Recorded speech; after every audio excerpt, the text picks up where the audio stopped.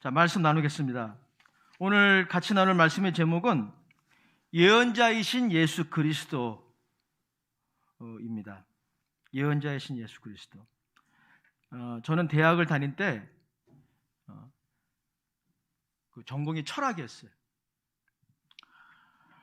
그런데 이제 어느 날 대학에 입학을 해서 친척들 모임에 갔는데 친척 중에 한 분이 저에게 형순아, 손금 좀 봐줘 이러는 거예요. 그러니까 그 손금 보고 이렇게 점치는 그 철학관, 그걸 철학관이라고 그러잖아요. 장명도 하고 또 점도 쳐주는. 근데 그 철학이 이 철학이 아니거든요. 근데 그런 경우가 한두 번이 아니었어요. 네. 여러분, 인간에게 있는 그 연약한 심성이 한 가지가 있는데 뭐냐면 미래에 대해서 알고 싶은 거예요. 특별히 그 시대가 불안할 때, 이 코로나와 같이 시대가 불안하고 미래가 불투명할 때 사람들은 자신의 미래에 대해서 알고 싶어 합니다. 그래서 이제 찾아가는 게 철학관, 미아리곡에 많이 있죠. 그 점을 이렇게 보러 가는 거죠. 통계에 의하면요, 놀랍게도 기독교인 중에서 한 60%가 점을 보러 간다고 그래요. 참 이게 충격적인 결과가 아닐 수 없습니다. 그래서 우리가 사실 이 점치는 이런 이 전통이 고대에도 있었고 우리 대한민국에도 오랫동안 있어왔죠. 이러한 관점으로 예언이라는 단어를 해석하는 경향이 많이 있다라고 하는 것이죠. 성경에 보면은 많은 예언자가 등장을 합니다. 그리고 많은 선지자들이 있어요. 예언자, 선지자 같은 말이에요. 그들이 제공하는 그 예언을 우리는 마치 그 점을 쳐주는 것처럼 그렇게 해석하는 경우가 많이 있습니다. 그러나 여러분, 성경의 예언자들의 메시지를 우리가 읽어보면 전혀 그렇지 않아요.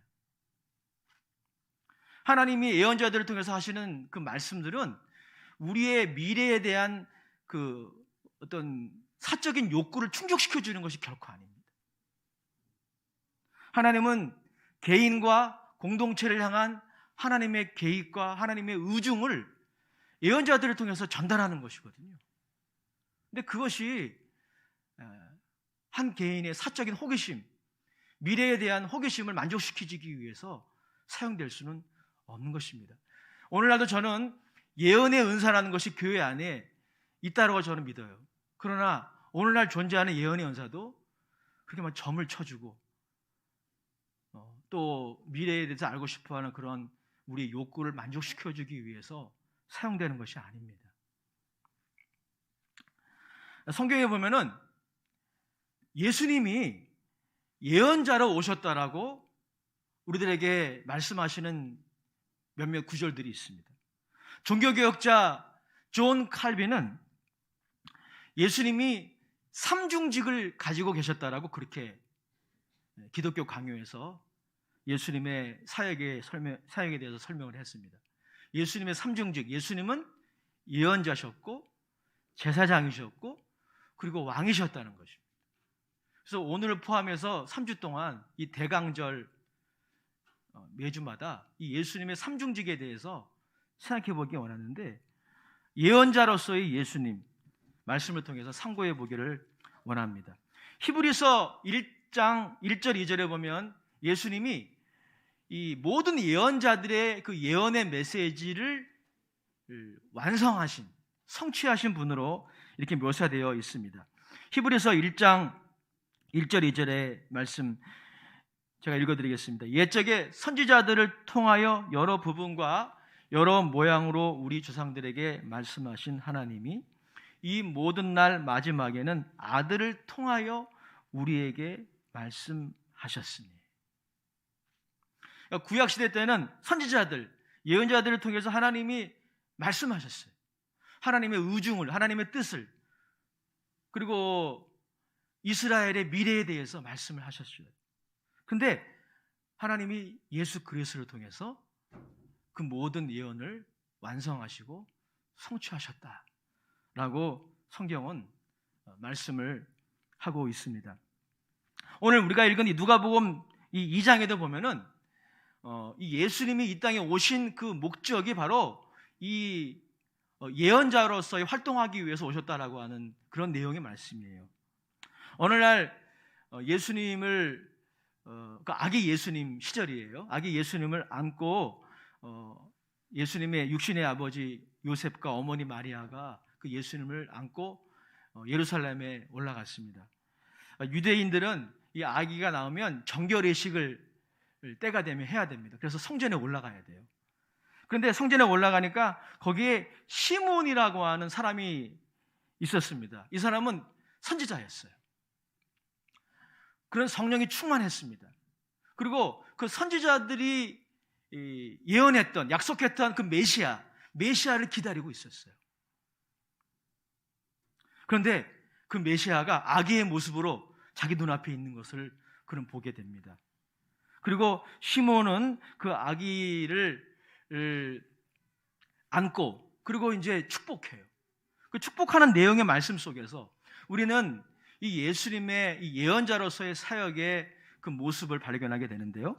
우리 본문 말씀 누가복음 2장 34절 35절이 바로 그 부분입니다. 같이 한번 다시 읽어보겠습니다. 시작. 시몬이 그들에게 축복하고 그의 어머니 마리아에게 말하여 이르되 보라 이는 이스라엘 중 많은 사람을 패하거나 흥하게 하여 비방을 받는 표적이 되기 위하여 세움을 받았고 또 칼이 내 마음을 찌르듯 하리니 이는 여러 사람의 마음의 생각을 드러내려 함이니라 하더라. 우리는 이 본문 말씀을 통해서 이 예언의 정말 중요한 역할, 이게 다는 아니지만 정말 중요한 역할 한 가지를 발견하게 되는데 그게 뭐냐면 사람의 마음의 생각을 드러내는 거예요. 드러내는. 미래에 대해서 뭔가 알려주는 것만이 아니라 사람의 마음의 깊은 곳에 자기 자신도 알지 못하는 그런 부분들이 있거든요. 그러한 것들을 드러내는 그러한 역할을 한다는 것을 발견하게 됩니다. 바로 예수님이 그 사역을 하시기 위해서 이 땅에 오셨다는 것입니다. 종교개혁자 존 칼빈이 제네바 신앙 고백에서 그래서 예수님의 이 예언자로서의 이 직분에 대해서 이렇게 설명을 했습니다. 하나님의 아들은 하나님의 진리를 조명하고 조명이란 말은 뭐냐면 드러내다는 거예요. 하나님의 진리를 마치 빛이 비춰주면은 우리가 그것을 보게 되듯이 하나님의 진리를 조명하고 그리고 가르쳐서 우리로 하여금 예수님의 제자가 되게 하는 것, 이것이 바로 예수님이 이 땅에 오신 목적 중에 하나라는 것이죠. 오늘 시몬이 지금 예수님의 육신의 아버지와 어머니를 축복하면서 한 말이 바로 그거와 일맥상통합니다. 여러분, 예수님은 예언자로 이 땅에 오셨어요. 그리고 예수님은 하나님의 말씀을 전함으로 또 천국 복음을 전함으로 어떤 일을 하셨냐면 사람들의 마음의 생각을 드러내셨어요. 이게 중요한 예언의 기능입니다. 여기서 이 마음의 생각이라고 하는 것은 헬라어로 디아로기스모스라는 단어인데요. 여러분, 이것은 이 신약 성경의 여러 부분에 이제 쓰여졌는데 그 쓰인 용법을 보면 다 부정적이에요. 그러니까 좋은 생각이 아니라 하나님을 대적하고 하나님을 원하지 않는 그런 생각들, 그런 완악한 생각들을 드러내시는 역할을 예수님이 하셨다는 거죠. 우리도 모르는 거예요. 우리의 마음의 생각을 우리가 다 아는 것 같잖아요. 근데 그렇지 않아요. 우리의 마음의 깊은 곳에 자리 잡고 있는 하나님을 대적하고 하나님을 원하지 않는, 그래서 하나님을 향해 높아져 있는 견고한 증거 같은 그런 생각들이 있어요. 근데 예수님이 이 땅에 오셔서 그걸 이렇게 덮어주시기 오신 것이 아니고 드러내기 위해서 오신 거죠. 그래서 그를 조명이라고 하는 거예요. 그래서 여러분, 예수님이 전한 하나님의 말씀, 예수님이 전한 이 천국 복음을 들었을 때 두 가지 상반된 반응이 나타납니다. 자신의 마음의 생각이 드러났을 때 불편하죠. 찔립니다, 마음이. 그래서 여러분, 제임스 에드워드라고 하는 이 부분의 성서 주의자는 이렇게 이 부분을 이해했습니다. 복음은 우리에게 위기를 가져온다는 거예요. 불편함을 가져온다는 거예요. 그래서 믿을 것인가 아니면 거절할 것인가 선택하는 기로에 서게 한다는 거예요. 여러분 보십시오. 예수님이 공생의 사역을 하시는 모습을 보세요. 두 가지 반응이 있었어요. 예수님이 복음을 전했을 때, 사람들의 마음의 생각을 드러냈을 때 첫 번째 반응, 주님, 우리는 어떻게 하면 좋습니까? 라고 회개하는 사람이 있었어요. 그들이 누구입니까? 놀랍게도 세리와 죄인들이었어요. 당시에 죄인이라고 취급받던 사람들, 이런 사람들이 의외로 예수님의 복음을 듣고 그들의 마음의 생각이 드러났을 때 그들이 마음이 찔렸지만 그들의 하나님 앞에 회개했어요. 예수님의 복음을 받아들였어요. 그들은 다 흥했습니다. 여기 흥하다는 표현이 나오잖아요. 여러분, 우리 인생 흥하는 비결이 여기 있는 거예요. 무엇입니까? 여러분들이 복음을 들었을 때, 하나님의 말씀을 들었을 때 그 말씀이 정말 역사하잖아요? 여러분의 마음의 생각을 드러냅니다. 불편해요, 마음이. 찔려요. 아, 목사님이 어떻게 내 사정을 어떻게 알았지? 누가 얘기한 거 아니야? 누가 얘기한 거 아닙니다. 저도 그런 걸 경험했어요. 제가 고등학교 다닐 때 고3 때 고3 우울증을 제가 경험했거든요. 심지어 제가 자살 시도도 했어요. 지난번에 한번 얘기했잖아요. 하나님이 날 버리셨다고 생각했어요. 정말 교회 가기 싫었어요. 그런데 어떤 주일에 제가 여의도 순복음교회 다녔는데 여의도 교회 갔거든요. 근데 그날 그 고등부 목사님이 설교를 해주시는데 우리 고등부가 고3 학생만 1000명이었어요. 근데 그 목사님이 나에게 하시는 설교 같아요. 그래서 우리 선생님이 목사님에게 얘기했나? 근데 여러분, 그건 불가능해요. 나는 선생님에게 내 사정을 얘기한 적이 없거든요. 하나님이 하신 거예요. 이처럼 여러분, 복음을 들었을 때 우리의 마음의 생각이 드러나는 거예요. 그때 마음에 찔리고 자존심 상하지만 주님, 우리가 어떻게 하면 좋습니까? 회개하는 사람은 다 흥합니다.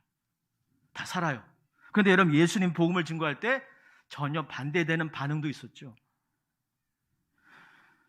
모든 바리새인들이 그렇게 하진 않았지만 대부분의 바리새인과 서기관들, 당시의 기득권 세력들, 그리고 영적 지도자라고 그렇게 자신을 자부했던 사람들은, 하나님을 잘 믿는다라고 자부했던 사람들은 예수님의 복음을 들었을 때 그들의 마음의 생각이 드러나니까 어떻게 했습니까? 예수님을 비방했어요. 이게 상반된 반응입니다. 예수님의 복음을 들었을 때 그들의 마음이 찔렸어요. 그들은 다른 사람과 비교해서 자신들은 의롭다라고 믿었죠. 그러나 예수님은 그들에게 회칠한 무덤 같은 사람들아.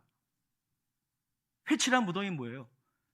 겉은 아주 그냥 멀쩡한데 속은 다 썩었어요. 예수님이 그들의 마음의 생각을 드러냈을 때 그들이 세리와 죄인들처럼 주님, 그럼 어떻게 하면 좋습니까? 라고 회개했더라면 그들은 흥했을 거예요. 하지만 예수님이 그들의 마음의 생각을 드러냈었을 때 그들은 반대편을 선택했습니다. 예수님을 비방하기로 선택을 했어요. 그래서 여러분, 그러면 예수님이 사역하는 곳마다 쫓아다니면서 예수님을 힐난하고 비방하고 결국엔 여러분 로마인들에게 고소해서 십자가에 예수님이 죽으신 것입니다. 그들은 망한 거예요. 여러분, 인생의 흥망의 기준이 여기 있는 거예요. 여러분, 복음을 들었을 때 그 복음이 복음되면 그게 빛과 같은 역할을 해요. 조명의 역할을 합니다. 여러분의 마음의 생각, 그걸 드러내요. 여러분들의 마음에 있는 내가 알지 못하는 우상이 있는 거예요. 구약시대 때 선지자들의 그 말씀들을 여러분 들어보십시오. 우리 새벽마다 그 선지서를 지금 나누고 있거든요. 그 선지자들이 전했던 그 말씀을 통해서 공통적으로 선지자가 드러내는 게 뭡니까? 그들 안에 있는 그 우상들. 은근히 자기도 모르는 거예요. 하나님보다 더 사랑하고 의지하고 자긍심을 가지는 그런 우상들을 드러내는, 이 복음이 이런 예언자적인 기능을 수행할 때 흥하는 사람은 어찌할꼬 회개하는 사람들입니다. 그리고 십자가 붙드는 사람이에요. 그러나 귀를 막고 듣지 않으면 망하는 겁니다. 사도행전 2장 그리고 8장에 보면 이 대조적인 사건이 나와 있는데 성경 다 찾지 않겠습니다. 시간이 없습니다. 사도행전 2장에 보면 베드로가 예루살렘의 광장에서 복음을 전했을 때 그 복음을 듣고 사람들이 반응했어요. 어떻게 반응했습니까? 베드로 사도요, 그러면 우리가 어떻게 해야 됩니까? 어떻게 하면 이 상황을 우리가 해결할 수 있어요? 근데 베드로가 너희가 각각 회개하고 예수 그리스도 이름으로 세례를 받으라. 그리하면 성령을 선물로 받으리니, 그 말씀을 듣고 3,000명이 회개하고 주님의 제자가 됐어요. 그러나 반면 여러분 사도행전 8장에 보면 똑같이 예루살렘 광장에서 스데반 집사가 복음을 전했을 때, 여러분 베드로는 성령 충만하고 스데반 집사는 성령이 덜 충만해서가 아니에요. 스데반 집사였지만 성령이 충만했어요. 똑같이 그리스도의 복음을 전했습니다. 이스라엘 역사를 회고하면서 복음을 전했을 때 전혀 상반된 반응이 나타나잖아요. 사람들이 다 귀를 막고 심지어 이를 갈아요. 아주 무서운 말이죠. 이 분노의 표시입니다.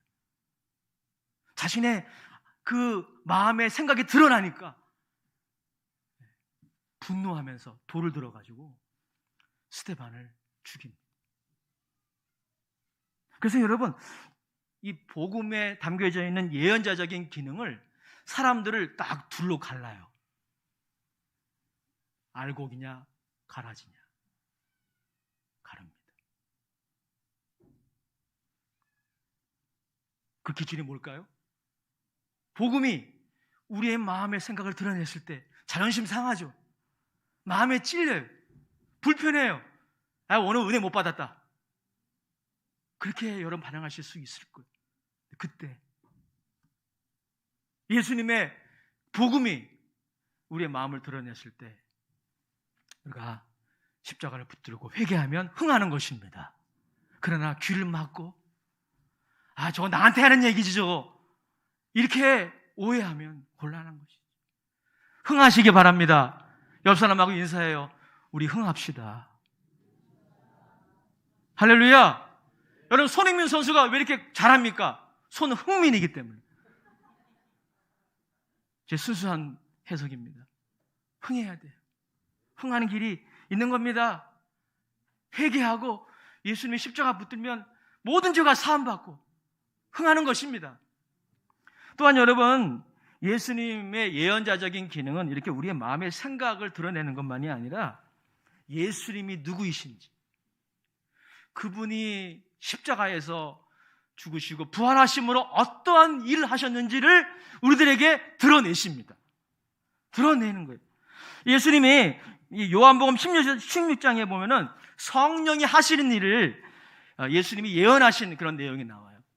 근데 성령, 보혜사 성령이 하시는 일이 바로 예수님이 하시는 일하고 똑같아요. 예언자적인 그런 사역이에요. 요한복음 16장 7절 이하의 말씀, 우리 한번 같이 읽어볼까요? 시작. 그러나 내가 너희에게 실상을 말하노니 내가 떠나가는 것이 너희에게 유익이라. 내가 떠나가지 아니하면 보혜사가 너희에게로 오시지 아니할 것이요, 가면 내가 그를 너희에게로 보내려니 그가 와서 죄에 대하여 의에 대하여 심판에 대하여 세상을 책망하시니. 여러분 여기서 책망이라고 하는 것은 여러분 오해하지 마세요. 정죄가 아닙니다. 정죄는 마귀가 하죠. 로마서 8장 1절에 분명히 말씀하고 있습니다. 우리가 예수 그리스도 안에 있으면 더 이상 정죄는 없습니다. 생명의 성령의 법이 죄와 사망의 법에서 우리를 해방시키셨기 때문에 예수님이 십자가에서 다 정죄를 담당하셨기 때문에 죄를 지었으면 회개하고 돌아와야 되는 거죠. 근데 여기서 책망이라고 하는 것은 뭐냐면 드러내다는 거예요. 헬라어로 엘렉슈아인이에요. 드러내다. 성령도 예수님이 하신 일을 똑같이 하는 거예요. 우리의 마음의 생각을 드러낼 뿐 아니라 의에 대하여 심판에 대하여 세상을 책망하신다는 것이죠. 죄에 대하여만이 아니라 의에 대하여 심판에 대하여 세상을 책망하신다 말씀하고 있어요. 9절 이하에 보면 이렇게 말씀하고 있죠. 제가 읽어드리겠습니다. 죄에 대하여라 함은 그들이 나를 믿지 아니하며 10절에 의에 대하여라 함은 내가 아버지께로 가니 너희가 다시 나를 보지 못하며 11절에 심판에 대하여라 함은 이 세상 임금이 심판을 받았음이니라. 여러분, 예수님은 우리의 마음의 생각만 드러내신 것이 아니라 예수님이 누구이신지, 그리고 예수님이 십자가와 부활을 통해서 어떤 일을 하셨는지를 드러내시는 거예요. 그래서 예수님을 믿게 하시고 예수님의 십자가를 붙들게 하시고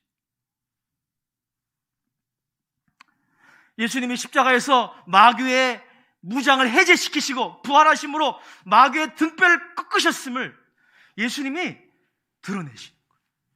사랑하는 여러분, 예수님이 여러분들을 위하여 십자가에 죽으셨음을 믿으십니까? 정말 믿으십니까? 어떻게 믿으셨어요? 근데 그 자리에 있으셨어요? 성령님이 역사하신 거예요. 예수님이 바로 나를 위해, 목사님이나 장로님만이 아니라 바로 나를 위해 십자가에 죽으셨다. 이걸 어떻게 우리가 믿은 겁니까? 성령이 드러내신 거예요. 성령이, 예수님이 어떤 분이시고 그분이 십자가에서 어떤 일을 행하셨는지, 그분이 하신 위대한 일들을 드러내신 거예요. 지금도 성령님은 그 일을 하셨고 예수님도 바로 그 일을 이 땅에서 수행하신 거죠. 그래서 여러분, 예수님은 우리의 눈을 여시기 위해서 이 땅에 오셨어요. 보혜사 성령님도 지금 우리 가운데 역사하셔서 하시는 일이 무엇입니까? 우리의 눈을 여시는 거예요. 그래서 당장 우리의 육신의 눈에 보이는 이 현실만이 현실이 아니라 그 현실의 배후에 하나님의 영광이 있음을 보게 하세요. 오늘 우리가 불렀던 복음성가처럼 그 영광 광채가 온 땅에 가득하네. 믿어지십니까? 정말 우리가 육신의 눈으로 보면 이 현실의 부조리와 부조화, 악, 고통, 이것만 보이잖아요. 그런데 우리가 복음을 듣고 예수를 믿고 성령이 우리 안에 역사하시면 우리의 믿음의 눈이 열려서 그 영광, 예수 그리스도의 영광의 광채가 온 땅에 충만한 것을 보게 되는 거예요. 현실의 고난만이 아니라 미래에 우리에게 임하게 될 그 고난과 비교할 수 없는 영광을 보게 되는 거예요. 그래서 여러분, 오늘 시므온이 이렇게 말하고 있죠. 우리 누가복음 2장으로 돌아와서 시므온의 찬송을 한번 다시 읽어보겠습니다. 2장 29절 32절이에요. 다 같이 읽습니다. 시작. 주제여, 이제는 말씀하신 대로 종을 평안히 놓아주시는도다. 내 눈이 주의 구원을 보았사오니 이는 만민 앞에 예배하신 것이요 이방을 비추는 빛이요 주의 백성 이스라엘의 영광이니이다. 내 눈이 주의 구원을 보았어. 이제 죽어도 여한이 없습니다. 그는 그 아기 예수님이 구원자이심을 그는 보는 눈을 가졌던 거죠. 그런데 그 시므온만이 아니라 여러분, 예수님은 이스라엘과 모든 사람들의 구원임을 시므온은 찬송하고 있습니다. 여러분의 믿음의 눈이 열리면 이게 보여지는 거예요. 이게 깨달아지는 거예요. 예수님은 나의 구주이십니다. 예수님은 나를 위해 십자가에 죽으셨습니다. 예수님은 나를 위하여 부활하셨습니다. 예수님은 나의 구주이십니다. 이렇게 고백하시는 여러분 모두가 되시기를 주의 이름으로 축복합니다. 여러분, 이게 믿음의 눈이 열리면요, 당장 현실에 내 눈에 보이는 고난을 이길 수가 있어요. 우리 지난주 그 부분 나눴잖아요. 마지막으로 고린도후서 4장 17절 18절 같이 읽어보겠습니다. 고린도후서 4장 17절 18절 시작. 우리가 잠시 받는 환난에 경한 것이 지극히 크고 영원한 영광에 중한 것을 우리에게 이루게 함이니 우리가 주목하는 것은 보이는 것이 아니요 보이지 않는 것이니 보이는 것은 잠깐이요 보이지 않는 것은 영원합니다. 세상 사람들은 이 믿음의 눈이 완전히 잠겼어요. 맹인이에요, 맹인. 그래서 보이는 것만 봐요. 보이는 현실만이 다라고 그래요, 다. 이게 다야. 그래서 여러분, 그들이 고난당할 때 무너지잖아요. 그러나 믿음의 눈이 열리면 우리가 주목하게 되는 게 뭡니까? 보이지 않는 것. 하나님의 영광, 그리고 미래에 도래하게 될 하나님의 영원한 영광. 믿음의 눈으로 주목하게 되는 것입니다.